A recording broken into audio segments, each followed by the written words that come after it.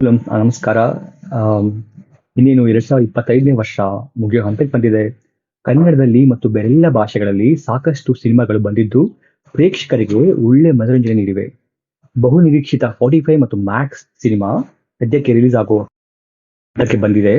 ಇದೆಲ್ಲದರ ಮಧ್ಯೆ ನನ್ನ favourite film of this year ಅದರ ಬಗ್ಗೆ ಮಾತಾಡುವಂತ ಮನಸ್ಸಾಗಿದೆ. ಸೂ ಫ್ರಮ್ ಸೋ ಅಥವಾ ಸೋಮೇಶ್ವರ ಸುಲೋಚನ, ಅದರ ಬಗ್ಗೆ ಎಲ್ಲರೂ ಕೇಳಿರಬಹುದು. ನನ್ನ ಪ್ರಕಾರ ಇದೊಂದು ಕಂಪ್ಲೀಟ್ ಸಿನಿಮಾ. ಅಂದ್ರೆ ಪ್ರೇಕ್ಷಕನಿಗೆ ನವರಸಗಳನ್ನು ಉಣಬಡಿಸಿ ಇದ್ದ ಕತೆ, ಪಾತ್ರಗಳು ಮತ್ತು ಕಲಾವಿದರಿಗೆ ಸಾಕಷ್ಟು ನ್ಯಾಯ ಕೊಟ್ಟಿರುವಂತಹ ಸಿನಿಮಾ ಅನ್ನೋದು ನನ್ನ ಅಭಿಪ್ರಾಯ. ಒಂದು ಸಿನಿಮಾನ ಬಾರಿ ಬಾರಿ ನೋಡಿದ್ರೂ ಬೋರ್ ಆಗದೆ ಎಂಟರ್ಟೈನ್ ಮಾಡಬಲ್ಲಂತಹ ಸಿನಿಮಾ ಅನ್ನೋದು ನನ್ನ ಭಾವನೆ. ಸಿನಿಮಾದ ಬೇರೆ ಬೇರೆ ಭಾಗಗಳಲ್ಲಿ ಸಾಹಿತ್ಯ, ಸಂಗೀತ, ಚಿತ್ರಕಥೆ, ಸಿನಿಮಾಟೋಗ್ರಫಿ ಮತ್ತು ಬೇರೆ ಪಾತ್ರಗಳಿಗೆ ನೀಡುವಂತಹ ಕ್ಯಾರೆಕ್ಟರ್ ಆರ್ಕ್ ಡೆವಲಪ್ಮೆಂಟ್ ಕೂಡ ಇಲ್ಲಿ ನನಗೆ ಸಂಪೂರ್ಣ ಅನ್ಸುತ್ತೆ. ನಿರ್ದೇಶಕರು ಜಿ.ಪಿ. ತುಮಿನಾಡ್ ಅವರು ಹೊಸಬ್ರೇ ಆದ್ರೂ ಈ ತಂಡ ಮತ್ತು ತಂತ್ರಜ್ಞರ ಎಕ್ಸ್ಪೀರಿಯನ್ಸ್ ಈ ಸಿನಿಮಾದಲ್ಲಿ ಎದ್ದು ಕಾಣುತ್ತೆ. ಅಲ್ಲದೆ ಚಿತ್ರದ ನಿರ್ಮಾಪಕರು ರಾಜ್ ಬಿ ಶೆಟ್ಟಿ ಅವರ ಮಾರ್ಗದರ್ಶನ ಮತ್ತು ಚಾಣಾಕ್ಷತನ ಚಿತ್ರದ ಯಶಸ್ಸಿಗೆ ಖಂಡಿತ ಕಾರಣ ಆಗಿದೆ.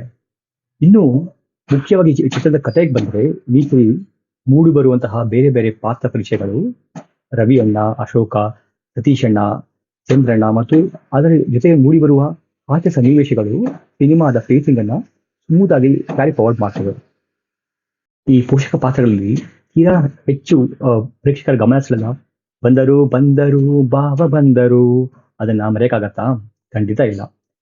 ಜೊತೆಗೆ ಈ ಚಿತ್ರದ ಮುಖ್ಯ ಪಾತ್ರ ಅಶೋಕ, ಆ ಪಾತ್ರದ ಆರ್ಟ್ ಬಗ್ಗೆ ಹೇಳೋದಾದ್ರೆ ನಿರ್ದೇಶಕರು ಈ ಪಾತ್ರನ ತಾವೇ ಅಭಿನಯಿಸಿದ್ದು ಆ ಚಿತ್ರದ ಆ ಪಾತ್ರದ ಏಜ್, ಅವನ ಫ್ರೆಂಡ್ ಸರ್ಕಲ್, ಅವನಿಗಾಗುವಂತಹ ಕ್ರಶ್, ನಂತರ ಹೇಗೆ ಅವನ ಫ್ರೆಂಡ್ ಜೊತೆ ನೋಡುವಂತಹ ಮೊಬೈಲ್ ಕ್ಲಿಪ್, ಅದರಿಂದ ಆಗುವಂತಹ ಅವನ ಮನಸ್ಸಿನ ಮೇಲೆ ಆಗುವಂತಹ ಪರಿಣಾಮ, ಮತ್ತು ಅವನು ಮಾಡಬಾರದ ಕದ್ದು ನೋಡುವ ತಪ್ಪು ಮಾಡೋದು, ಆ ತಪ್ಪನ್ನು ಸರಿ ಮಾಡಲು ಹೋಗಿ ಮತ್ತೆ ಇನ್ನೊಂದು ದೊಡ್ಡ ಅವಾಂತರಕ್ಕೆ ಸಿಕ್ಕೊಳ್ಳೋದು, ಇದರ ಮೂಲಕ ಚಿತ್ರದ ಮೂಲ ಕಥೆ ಅದು ಅನಾವರಣಗೊಳಿಸಿರೋದು ತುಂಬಾ ಇಂಟ್ರೆಸ್ಟಿಂಗ್ ಅನ್ಸುತ್ತೆ.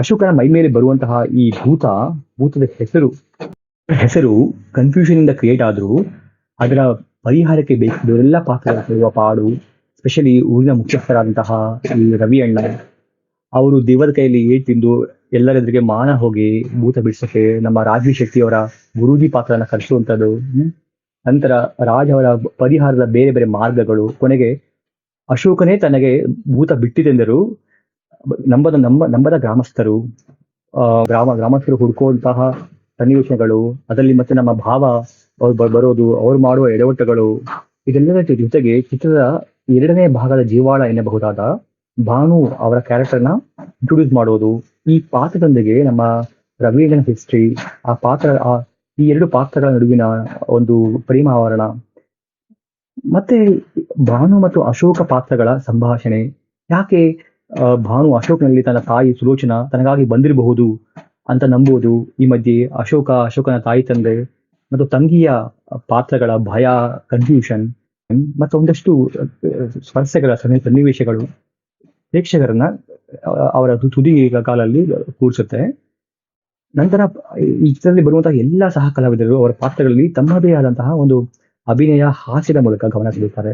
ಎಕ್ಸಾಂಪಲ್ ಪ್ರಕಾಶ್ ತುಮಿನಾಡ್ ಅವರ ಪಾತ್ರ ಚಂದ್ರನ ಪಾತ್ರ, ಅವರು ಹೇಗೆ ಮಕ್ಕಳ ರೀತಿಯಲ್ಲಿ ಬೋಟಿ ತಿನ್ನೋದು, ಜ್ಯೂಸ್ ಸ್ನಾಕ್ಸ್ ತಿನ್ನೋದು, ಆ ಜ್ಯೂಸ್ ಕುಡಿಯೋ ಒಂದು ಸನ್ನಿವೇಶನೇ ಯಾವ ತರ ಹಾಸ್ಯವಾಗಿ ಅವರು ಮೂಡಿ ಬಂದಿರೋದು.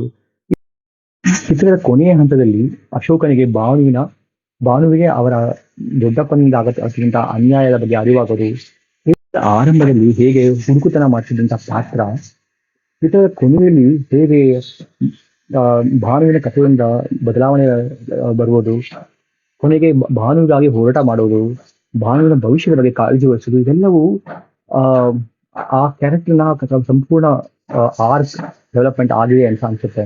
ಅದೇ ರೀತಿಯಲ್ಲಿ ರವಿ ಅವರ ಪಾತ್ರ ಊರಿಗೆ ಉಪಕಾರಿ ಅಂತ ಶುರುವಾದ್ರು, ನಂತರ ಅವರ ಭಾನುವಿನ ಮುಗ್ಧ ಮನಸ್ಸನ್ನು ಅರ್ಥ ಮಾಡಿಕೊಂಡು ಅವರ ಬಾಳ ಸಾರಥ್ಯ ವಹಿಸಿ ಯಾವ ತರ ಅವ್ರ ಕ್ಯಾರೆಕ್ಟರ್ ಕೂಡ ಅವ 2 ಕ್ಯಾರೆಕ್ಟರ್ ಕೂಡ ಸಂಪೂರ್ಣ ಆಗತ್ತೆ. ಅದು ಕೂಡ ಚಿತ್ರಕ್ಕೆ ಸಾಕಷ್ಟು ಪ್ಲಸ್ ಪಾಯಿಂಟ್ ಅನ್ನ ಕೊಡುತ್ತೆ. ಮೊದಲೇ ಹೇಳಿದ ಹಾಗೆ ಚಿತ್ರದ ಎಲ್ಲಾ ಹಾಡುಗಳು ಕಥೆಯನ್ನ ಮುಂದುವರ್ಸ್ಕೊಂಡು ಹೋಗೋದು ಕೂಡ ಒಂದು ದೊಡ್ಡ ಪ್ಲಸ್ ಪಾಯಿಂಟ್. ಅಷ್ಟು ಒಳ್ಳೆಯ ವಿಷಯಗಳಿದೆ ಸೂಕ್ಷ್ಮ ಸೋ ಮೂವಿಯಲ್ಲಿ. ಸೊ ನಾನು ಕೂಡ ಸಾಕಷ್ಟು ಬಾರಿ ಈ ಫಿಲ್ಮ್ ನೋಡಿದ್ದೇನೆ, ನೋಡಿ ತುಂಬಾ ಖುಷಿ ಪಟ್ಟಿದ್ದೇನೆ. ಸೊ ಹಾಗಾಗಿ ಸೂಕ್ಷ್ಮ ಸೋ ತಂಡಕ್ಕೆ ಇಂಥ ಒಳ್ಳೆ ಚಿತ್ರ ಕೊಟ್ಟಿದ್ದಕ್ಕೆ ತುಂಬಾ ಧನ್ಯವಾದಗಳ ಹೇಳ್ತಾ ಹೋಗಿರುವ ಥ್ಯಾಂಕ್ಸ್.